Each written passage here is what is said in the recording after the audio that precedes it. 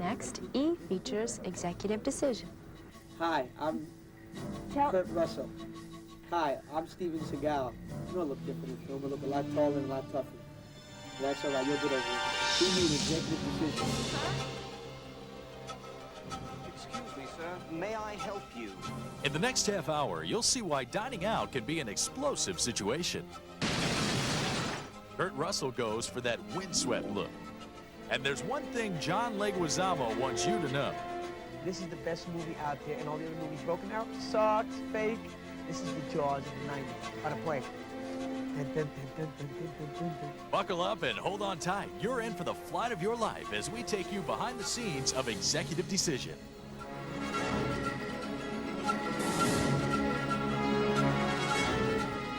I have a message for the American president. I am in control of Flight 343. Sir, I don't think this is about hostages. What are you talking about? A shipment of the nerve toxin DC-5 was hijacked. Are you saying nerve gas is on board?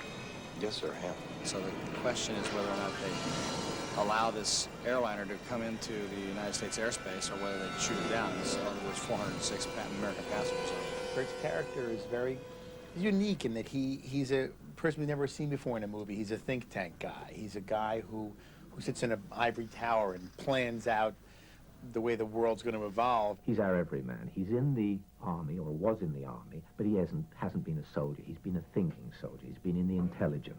There's a hatch on the belly of the 747 near the nose. We could dock there. And then he has to go with Seagal's anti-terrorist group team, which he really doesn't want to do. Meet them, and he figures he's being asked to be some sort of information source, which he will gladly do from the safety of, either behind a computer in a room or in an airplane that's nearby. I just hope your averages improve a little. If you don't believe me, what are you doing up here? Well, who the hell else is going to do it? You? My guy ends up getting on the airplane. Unfortunately, there's an airplane that's built to be able to board the airplane while it's in flight. And so they decided to use this thing for the first time, and it kind of goes awry. They're climbing. I'm climbing with them.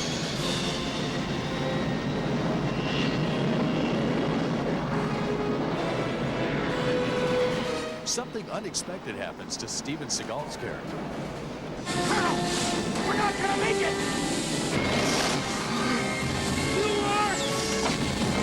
It's a pretty exciting idea that here's the guy you think is the star of the movie, and all of a sudden he dies. And when the audience then will be able to believe, if he's going to die, that anybody could die, that everybody could die, that anything could happen. Some of them don't make it aboard, and I end up making it on board, but I'm not supposed to be there. And so there's 4 or 5 of us on board. He's never been actually involved in anything like this before, and when he all of a sudden is stuck there, he has to now do things, way beyond above and beyond the call of duty. And he's not somebody who's a reluctant hero. He has never even been, asked to the party. One of the first obstacles Kurt Russell faces is Rat, the character played by John Leguizamo. So I'm this hot-head guy who just wants to do what procedure is, and he doesn't want to think about things. He just wants to go in there and decimate, and just take over it. One is one world, one is the other world. Their mentalities and their backgrounds are extremely different. So with no way to communicate with Washington, the Cherry's right. They're just going to blow us out of the sky any minute now. No, they don't know we're not on board either. They'll wait until the last possible second, hoping for a break. We've got some time. Kurt's trying to work out, solve the problems. I'm just, come on, let's just go get him. Come on, man, let's just do it. He becomes a constant thorn in the guy's side, but if he weren't, he'd be dead. So it's a very gentle back and forth situation while there are these ticking bombs. Now everything we need is right here. As soon as we locate their positions, we blow the lights and go night optics. We hit them hard, but they're still surprised. All right, come on, let's get started. Bomb. Look, civilian, we don't even know if there is a bomb. I want to take over this plane, but Travis is what it does. I'm trying to do to tell you how to do your job, okay? But if that DC-5 is on board, there's going to be a bomb attached to it. Now, once this plane took off, there was going to be no turning back. Hassan would make sure of that. Gene is, flight attendant. She's the head flight attendant on this flight. She's extremely important because she's our one link to what's going on down there. Terrorists, whatever you want to call them in the movie, don't know we're aboard. So she knows, she finds out by accident, so she ends up helping and assisting us without them knowing, jeopardizing their own lives, you know. Pick it up.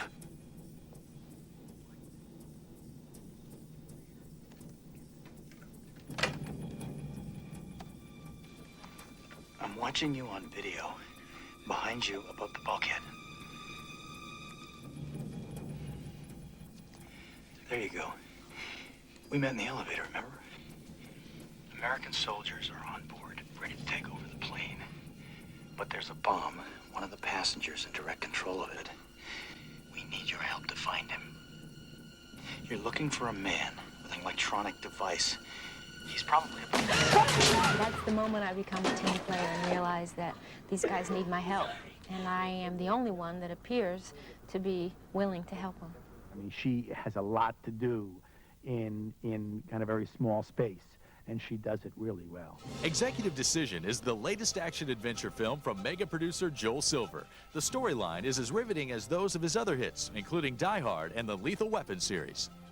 We try to make the stories plausible. We try to make the characters... Look, it's always going to be fantastic. I mean, if a terrorist take over a building or they take over an airport or whatever we've done in the past, you know, I mean, we always try to give the audience something to hang on to. Actually, for a long time, I've been wanting to do a picture with Joel Silver. I like a lot of the movies that he does and the style that his movies come out in, and it was something that I thought would be a lot of fun to do.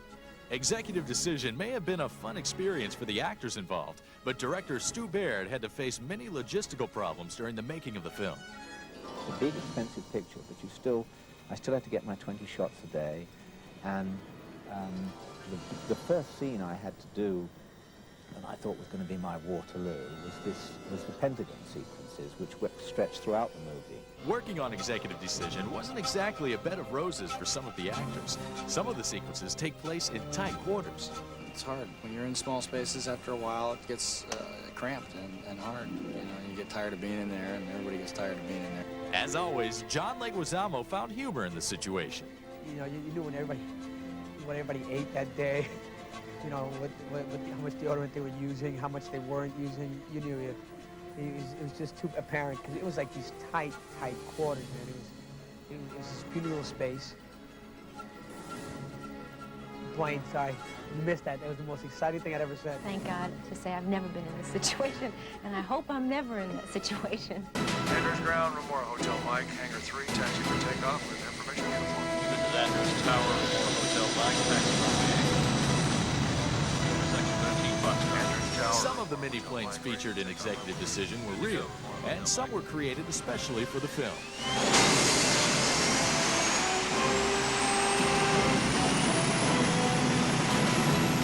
So we built this whole thing here. See that it's like a Buick engine up there, and this thing is going to go 80 miles an hour. They're worried because they think if we get it going that fast, it'll actually start to fly. So you can fly. The real planes came from the Department of Defense, which is selective about helping out movie productions. First, the agency had to approve the script.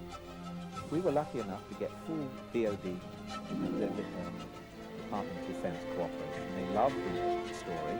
They loved the approach we were taking with the soldiers, realistic, but not too macho, not too, I mean, real people. Working with us, our stock footage is open to you. So we may have the shots that you're looking for refueling there. Even after getting agency approval, there was a price to pay. If we don't do the refueling sequence, it saves us another $60,000.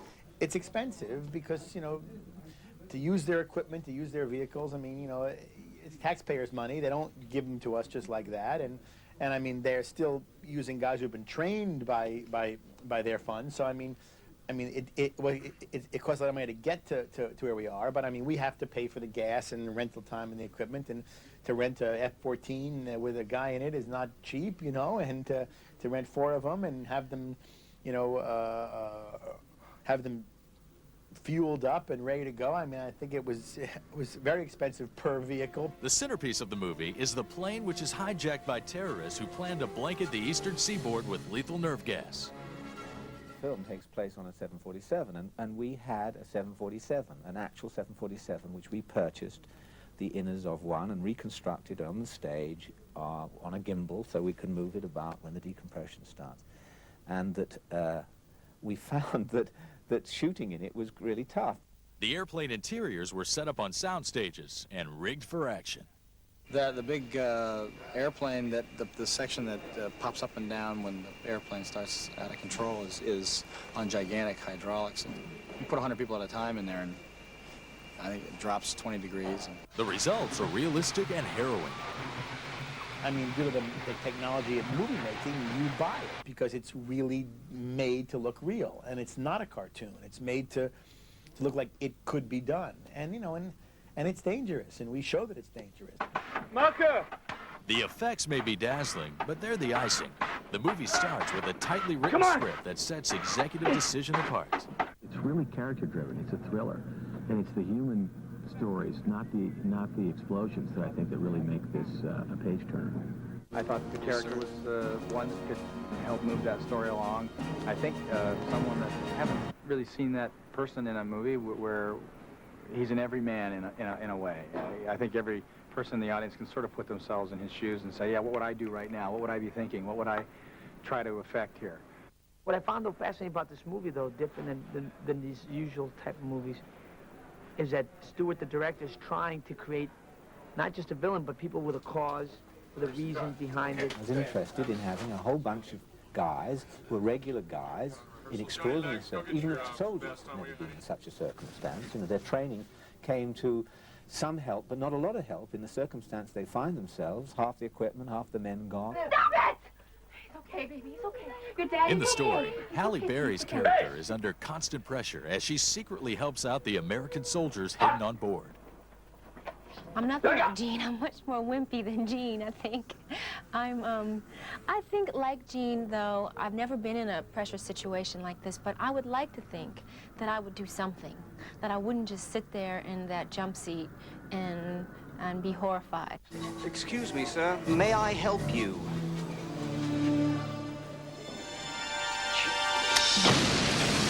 The explosive production values of Executive Decision are as finely crafted as the characters in the script. I think that this is actually very sophisticated, you know, for the genre, a very sophisticated treatment of the of this kind of story. Each one of us has a special skill in the movie. Joe Morton's a bombs expert.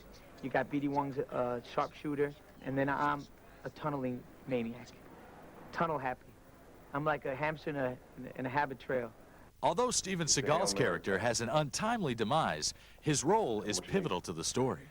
There's a Dennis Cahill who is an engineer with ARPA. It's a John Wayne-esque character who, you know, goes from one mission to the next, carrying it out as best he can, hardcore, and is now getting to meet the person who just sent him on his last mission that turned out to be a wild goose chase. The safe house in Trieste. That was your intel, wasn't it? Nerve gas was there, Colonel. Operation was late. If you say so. Well, I didn't get a chance to work with a lot of the guys, Joe Morton and John Leguizamo. I didn't get to work with them. I got to meet them and we talked, but I got to work with Kurt, which was a nice experience. He's a fine actor and he's a gentleman. I'm watching you on video, behind you above the bulkhead. There you go. We met in the elevator, remember? American soldiers are on board, ready to take over the plane. But there's a bomb, one of the passengers in direct control of it. We need your help to find him. You're looking for a man with an electronic device. He's probably I got to work with David Suchet, who plays Najee. And he's a British actor, and he's very charming and very funny. And it was often hard to really find the emotion that I had to play opposite him. I had to have just sort of somewhat of disgust and hatred in a way for his character. And it was really hard sometimes because he's a wonderful guy, and we shared a lot of laughs quite often. Marla Maples Trump has a small role in Executive Decision as a flight attendant on the hijacked plane. Marla was very sweet. We bonded. I mean, two red-blooded women together with all these men. We had no choice but to bond, and we did. The Donald came to the set one day. That was fun to meet Donald Trump and their little daughter, Tiffany. Sir, I don't think this is about hostages. I think he's a quintessential American guy, and he's not a superhero. He's never played that. I think Kurt's character is smart. I mean, Kurt's like that himself. He's very analytical, Kurt, and so he analyzes when he picks a movie or what he's going to do with his career. He's very smart about that. He's always chosen really, you know, good projects and good movies, and I think that that's the way he thinks. I do analyze. In my life, I analyze things. I try to take what I feel is, after talking it over with a number of people or myself, evaluating the situation, you know, trying to take the best road, the one that might be the best answer. So I like that character. I tend to analyze things. Other than that, and I fly. And that he does. In Executive Decision, Kurt pilots the 747 in order to save the day. In real life, he flies for purely personal reasons. It's a big part of who I am, and it's a release of some kind, I guess. I just like just leaving Los Angeles is a good feeling. In this interview, Kurt is sporting a decidedly different look for his latest project, Escape from L.A. Kurt reprises the role of Snake, which he introduced in the cult hit Escape from New York. It's the only character I ever thought about that way. Really? You know? Yeah, that's why I saved the wardrobe. You know. Then again, the expected success of Executive Decision may bring Kurt back as David Grant.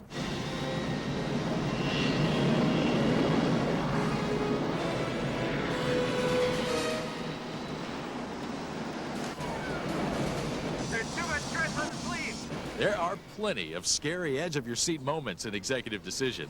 And just when you think you've caught your breath... The last hour of this film is killer. I mean, you really are, you know, uncomfortable at what's happening. You want it to work out, you know, and we keep, you know, twists and turns, and you never can really get your bearings. It becomes, you know, Apollo 13-ish, where we all try to figure out how to do something and with the best that we have to work with.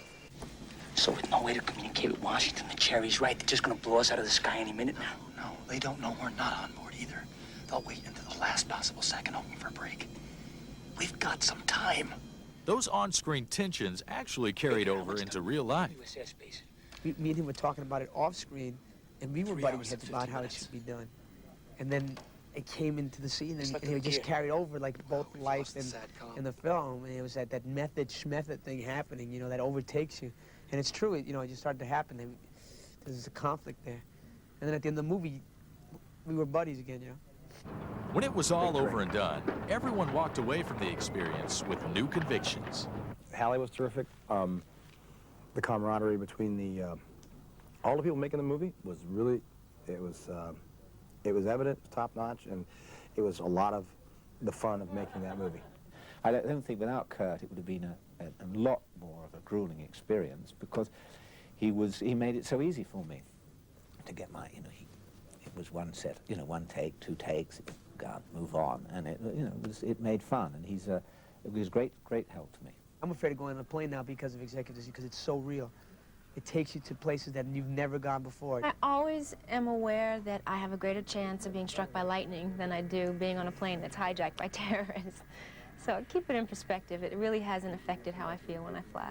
I think that as long as you're having a good time, you're gonna give the audience the best you have, and that's what you're supposed to do. You're supposed to try to make as good a movie as you can make. And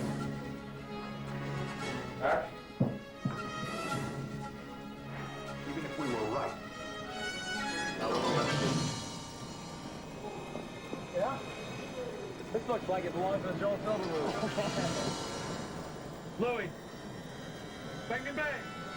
Win.